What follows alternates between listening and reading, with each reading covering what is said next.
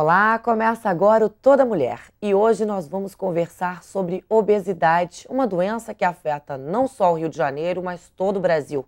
Nos últimos 35 anos, o país passou por uma impressionante transformação.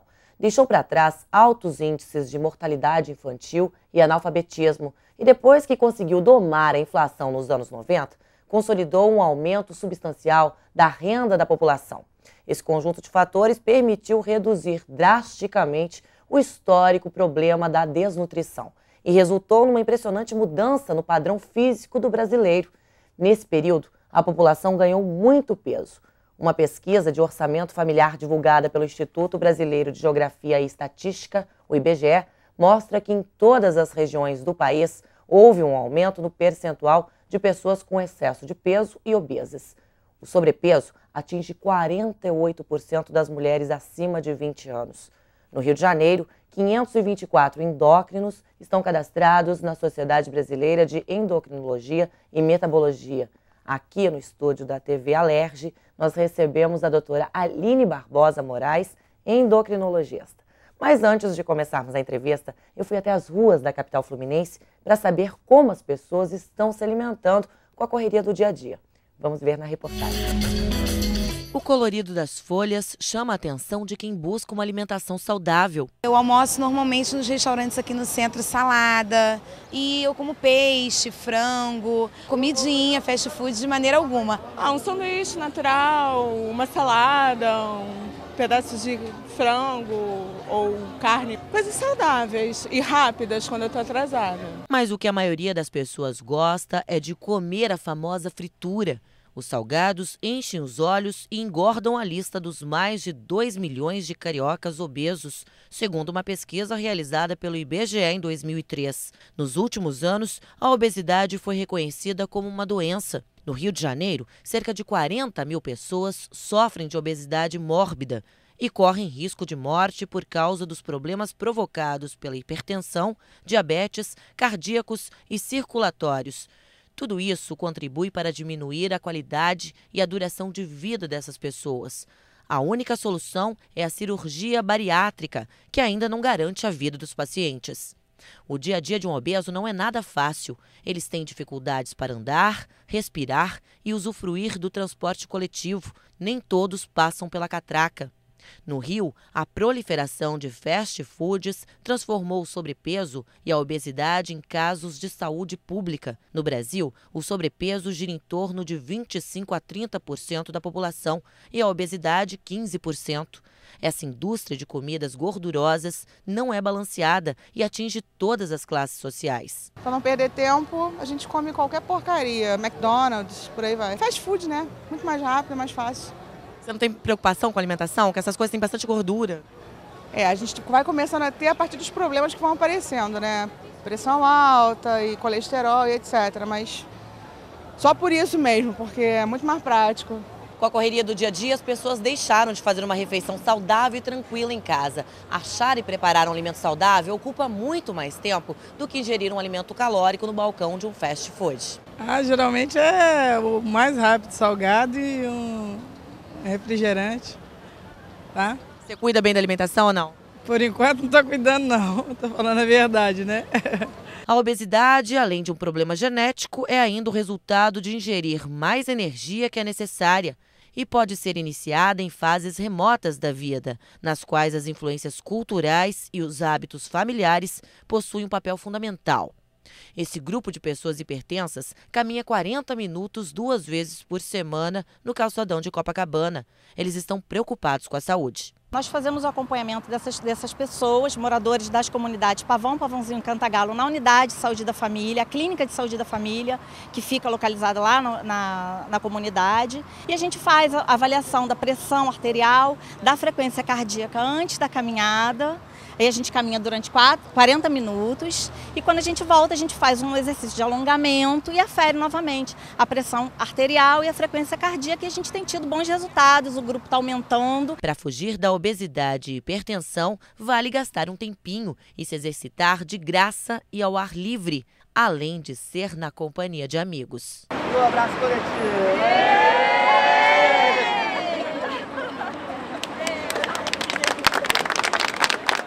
Doutora, bacana nessa proposta de estar fazendo exercício na companhia dos amigos.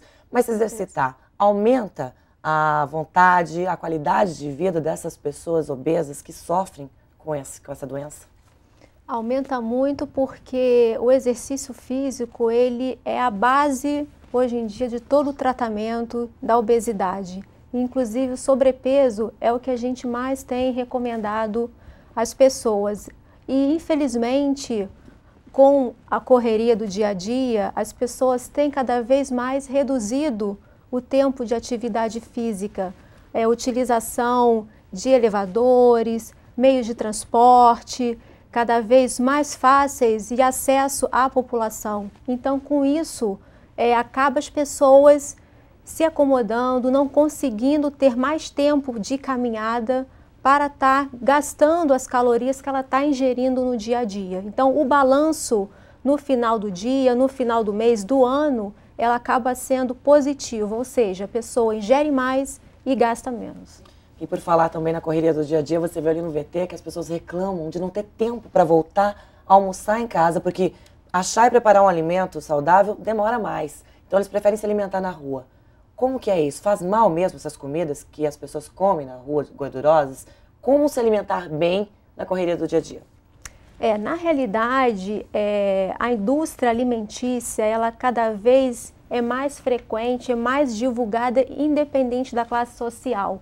Até as propagandas, elas são muito fáceis de entendimento, desde uma criança até uma pessoa com mais idade, de ter esse acesso à propaganda e à comida. E no trabalho, existe muita divulgação, muita propaganda e também de fácil acesso a restaurantes que produzem esses alimentos gordurosos.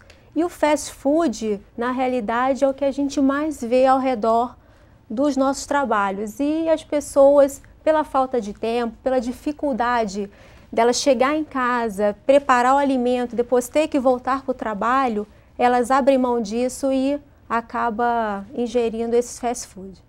E comer rápido também ajuda a engordar? Como que é a mastigação correta?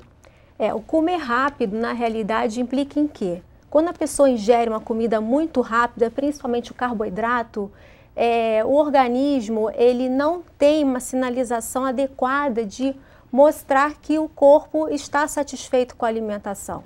Por exemplo, uma pessoa ingere muito rápido, o organismo não tem tempo de se preparar para estar conseguindo parar de comer. Então, o organismo vai estar justamente ingerindo mais alimentos e aquele sinalzinho, aquela sinalização de que está satisfeito, ela deixa de existir. Então, quando você come devagar, o organismo consegue se preparar e avisar para o cérebro, olha, eu já estou satisfeito, então eu posso diminuir a minha ingesta alimentar. E quando a pessoa mastiga mais lento, essa sinalização ela consegue, aos poucos, o cérebro mandando mensagem e dizer, estou satisfeito. Então, a mastigação ela é fundamental, devagar, tá? Para a gente poder, o organismo se adaptar e a pessoa consumir menos calorias.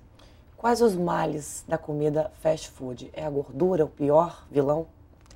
A gordura ela está incluída dentre os vilões dos fast foods, mas também a gordura trans, que é a gordura presente nos alimentos industrializados, principalmente. E esses alimentos, não só a gordura, eles também têm um alto índice calórico. Então, quando a pessoa faz uma refeição, mesmo que em pequena quantidade, ela está ingerindo uma quantidade de calorias muito maior do que se fosse uma refeição balanceada. E com isso ela acaba não só ingerindo mas ingerindo 2 alimentos, 2 fast food para sentir a saciedade. E se juntar com a mastigação rápida, isso pode tornar-se crônico e o balanço calórico vir a piorar. Nós vemos ali que a obesidade atinge 48% das mulheres brasileiras. A mulher que é toda vaidosa, isso é um problema genético, doutora Aline? Bom, a genética, há muito tempo atrás, era o fator predominante, porque a genética, você não tem como fazer um tratamento e antigamente as pessoas, elas tinham uma atividade física um pouco maior, a vida era menos corrida, era menos estressante, mas hoje em dia o que predomina mesmo é a interação entre a genética o meio ambiente, os fatores socioculturais que acabam juntando isso tudo. Então, hoje em dia a gente pode dizer que não só a genética, mas também os fatores ambientais estão contribuindo. Então, ela tem a sua parcela realmente de contribuição, mas o que a gente precisa passar para as pessoas é que não é só a genética, é o fator ambiental, é o que a gente tem que mudar, principalmente a mudança do estilo de vida, como exercícios, alimentação saudável.